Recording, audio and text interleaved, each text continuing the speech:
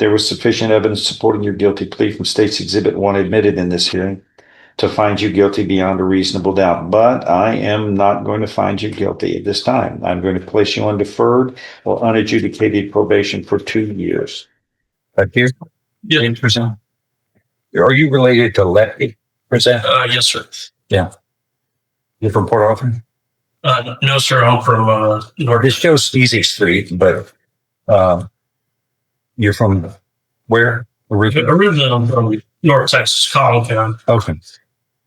So I don't think Lefty Frizzell's still alive, is he? No, he doesn't. Passed a while back. He's a great singer. Yes, he was. So, yeah, this one's old too. So, A little bit. what are we doing? Well, it's 9 months. What are we doing today? What was this? With the court. Announcement. Okay, let's announce. What are we going to do? With the court. Give us a few weeks, please, Judge.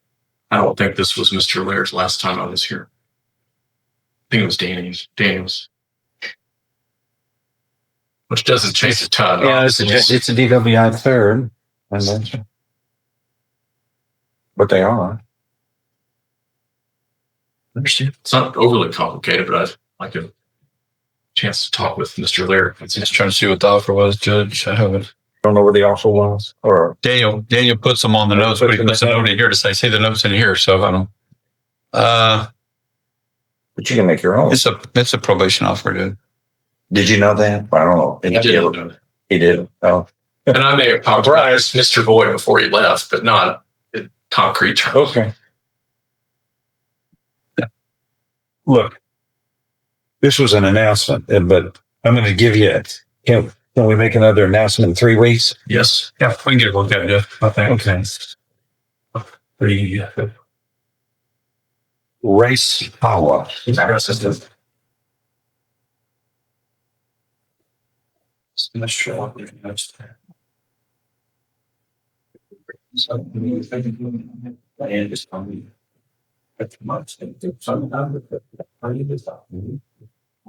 Okay. That's you. No. Yes. Yes. Okay.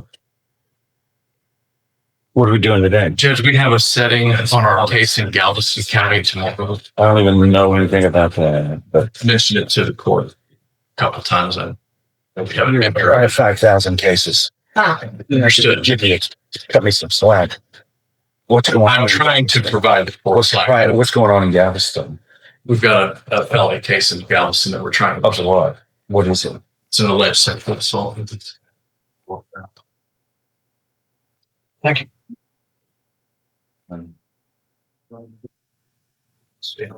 Completely unrelated, but somehow I'd like to have a resolution on that because the consequences are a little bit more dire than this one. Essentially, It doesn't, whatever that is, doesn't change what my position is on our case, Judge. courthouse. Okay. Maybe. Yeah, because we're going on 2 years. I'm getting old. But this case is getting old.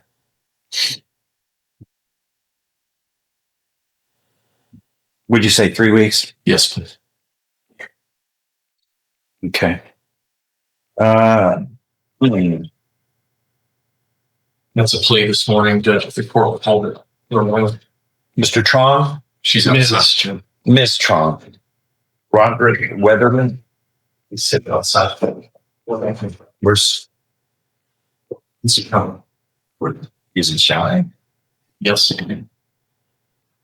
We have a way of working through that. It's the only case he's got pending in the county. All right, it's 25 CR 865 Roderick Austin Weatherly. Is that you? Yes, sir. Okay. You're here with your attorney, Mr. Kelly, and the state's attorney. This is an announcement. So what are we doing today? Judge, Mr. Ham's made a proposal to us. I need a little bit of time to get through it with our family. If the court would allow and the state doesn't object to it. What does that mean? The state, the family, what was that about? I need to discuss the proposal not only with my client, but with members of his family. Okay, how long will that take? A few weeks. 3 weeks? We'll put it 3 weeks. Okay, look the other. Now call clause number 25 CR1465, the state of Texas versus Keith Andrew McClellan. That is you, with Mr. Making your attorney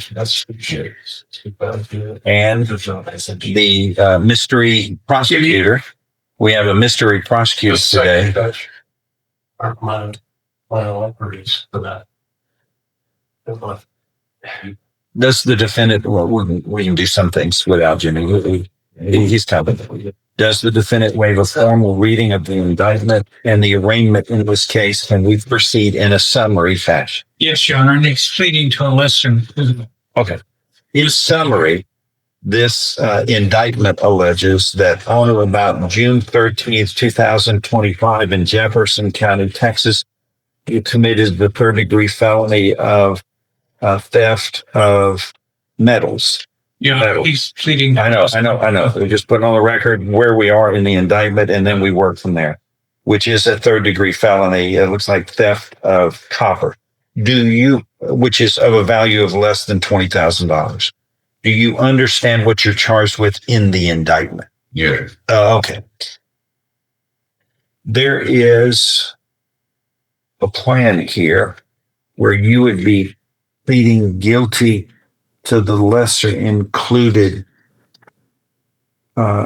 state jail. No, it's a class A theft, Judge. This is on the state jail felony paper. No. What? Mhm. What? Yeah, this is state jail felony. Sorry, I didn't catch it. I did the paperwork on them. I'm sorry. Yeah, I think it needs to be on the other. It's on state jail. If you do the regular, then It put the lesser included language and then it fixes it. Now, the lesser included is what? What's the lesser included class? Class A theft. Where'd the pen go? Oh, we kept it. Well, I always had it. But you can work. There's one attached here that's no longer attached. That's the judge's tablet. His is not attached. Oh, Work. You got another tablet over Yeah. there. Thanks. Give that back to me. This can do damage this way.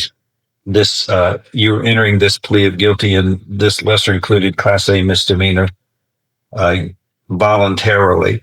You are mentally competent to enter, your plea of guilty here in this case. You are giving up your rights to a jury trial and the rights to the appearance, confrontation, cross-examination of witnesses. Totally satisfied with the representation provided by your lawyer. All of this is true. It states so help you God. State's Exhibit 1 is made a part of the record for all purposes. Pre-sentence report is waived here. yes, sir. All right, what I'm going to do, Mr. McClellan, if nothing further, I'm going to make the findings that in this lesser included Class A misdemeanor of theft from this indictment alleging a third-degree felony of theft of metal. This has been reduced to a Class A misdemeanor. The court is going to accept this reduction on behalf of the parties' representations to this court that this is in the best interest of justice. You have pleaded guilty to this lesser included Class A misdemeanor voluntarily. You were mentally competent to do so. You understand and appreciate the consequences of pleading guilty. There was sufficient evidence supporting your guilty plea from State's Exhibit 1 admitted in this hearing to find you guilty beyond a reasonable doubt. But I am not going to find you guilty at this time. I'm going to place you on deferred or unadjudicated probation for 2 years.